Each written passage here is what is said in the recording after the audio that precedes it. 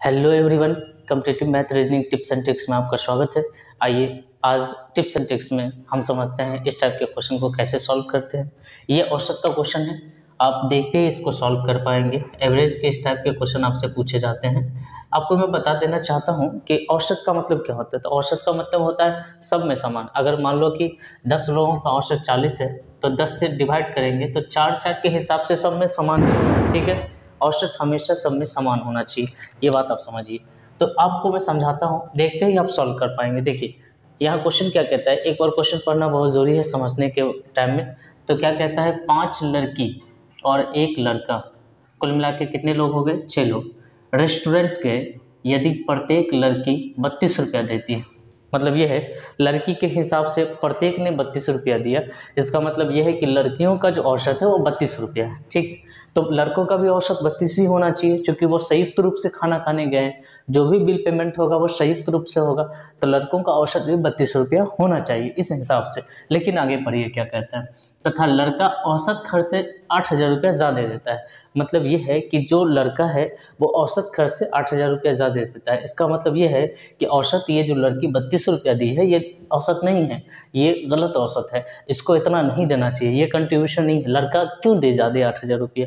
तो लड़का ने जो औसत, सबका जो औसत है, 5 लड़की और खुद के जो औसत है, सबका जो औसत है उससे 8,000 रुपया ज़्यादा दे रहा है। मतलब 32 रुपया नहीं दे रहा है, वो 32 से भी ज़्यादा दे रहा है। जो औसत है उससे भी 8,000 रुपया ज़्यादा दे रहा है। इसका मतलब ये है कि ये जो लड़कियों का औसत है वो सही नहीं है, और इन 5 लड़कियों के औसत की वजह से, कम औसत की वजह से लड़का को 8,000 रुपया ज़्यादा देना पड़ रहा है। समझ रहे हैं मेरी बात को?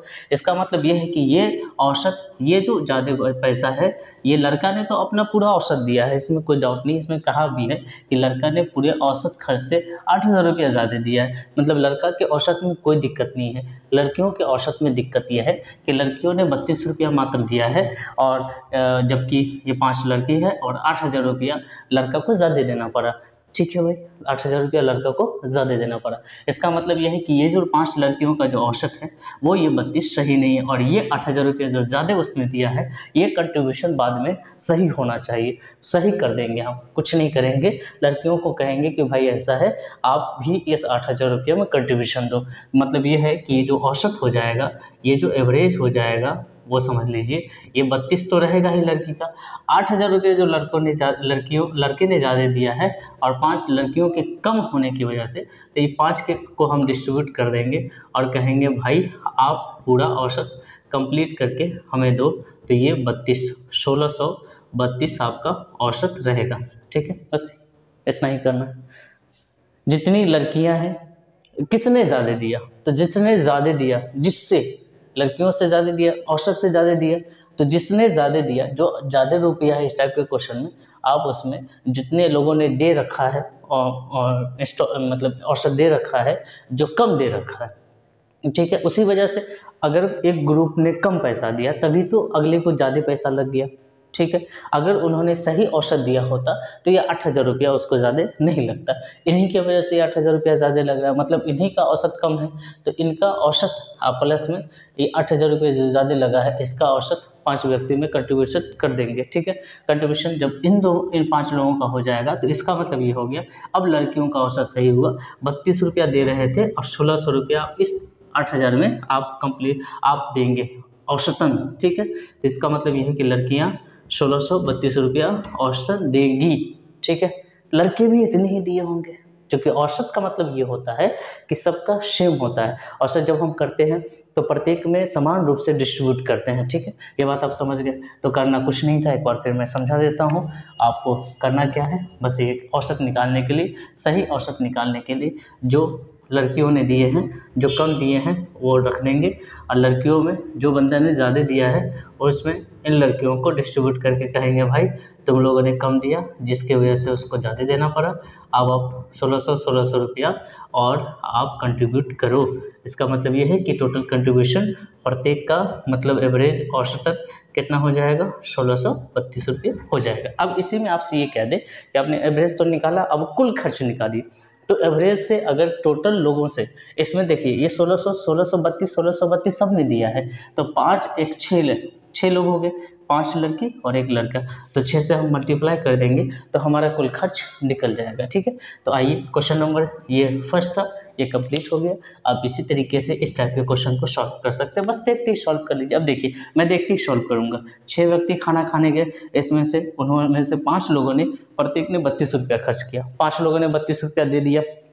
आप ऐसा समझिए कि 5 लोग ज़्यादा समझदार है, वो 32 ऐसे ही देके निकल गए। ठीक है, जब खर्च का बिल आया, खाने का बिल आया, तो एक जो छठा व्यक्ति है उसको 80 रुपया ज़्यादा देना पड़ गया।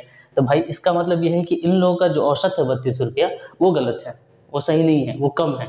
तो ये जो 80 रुपया ज़्यादा दिया औसत से, छठे व्यक्ति ने इस 80 रुपया को 5 लोग जो पहले खा के निकल गए उसमें डिस्ट्रीब्यूट करके कंट्रीब्यूशन लेंगे। तो 5 लोगों में 80 के हिसाब से 80 रुपया डिस्ट्रीब्यूट करेंगे तो 16 रुपया होगा। और ये 32 रुपया एवरेज पहले से है और 16 रुपया ये एवरेज हो जाएगा। तो कितना हो जाएगा भाई, 48 रुपया हो जाएगा। कुल मिला के 6 व्यक्ति है, 6 से मल्टीप्लाई कर देंगे तो कुल निकल जाएगा 6 चौक 24 और 6 8 48 और 6 चौक 24 4 28। ठीक है, तो 288। बात समझ में आ गई? एक बार फिर समझ लीजिए क्या कहता है।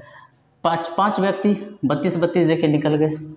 ठीक, तो छठा भी 32 दे के निकल जाता। समझिए मेरी बात को, छठा भी 32 दे के निकल जाता, लेकिन छठा के सामने मुश्किल ये हो गई कि छठे को 80 रुपया ज़्यादा देना पड़ गया। एवरेज तो चल ही रहा था, जो औसत चल रहा था वो ठीक, उसमें 80 रुपया ज़्यादा देना पड़ गया। इसका मतलब ये है कि ये 80 रुपया अब 5 लोगों से वसूली करेंगे। और ये जो 32 दे के गया है ना, इस 80 रुपया को 5 लोगों में वसूल करेंगे। 16 पंचे 80, 32 प्लस 16 मतलब 48 का एवरेज है। ठीक है, और एवरेज अगर 48 का है, टोटल लोग कितने हैं भाई मेरे 6, इसको गुना कर देंगे 288, आपका आंसर आ जाएगा। ठीक, समझ गए? चलिए इसको प्रैक्टिस करिएगा तो आपको याद रहेगा लंबे समय तक।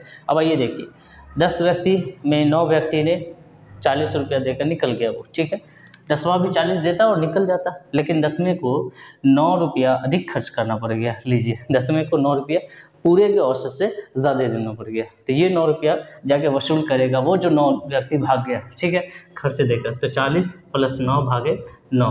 ठीक है, ये 40, 9 खत्म हो जाएगा, 40 प्लस 1 41 हो गया। और टोटल कितने लोग हैं, 10 लोग हैं। तो औसत को अगर 10 से मल्टीप्लाई कर देंगे टोटल व्यक्ति से, तो आपका क्या आ जाता है, टोटल कुल योग निकल जाता है। ठीक है, तो एक छोटा सा ट्रिक था, छोटा सा टिप्स था आपके लिए।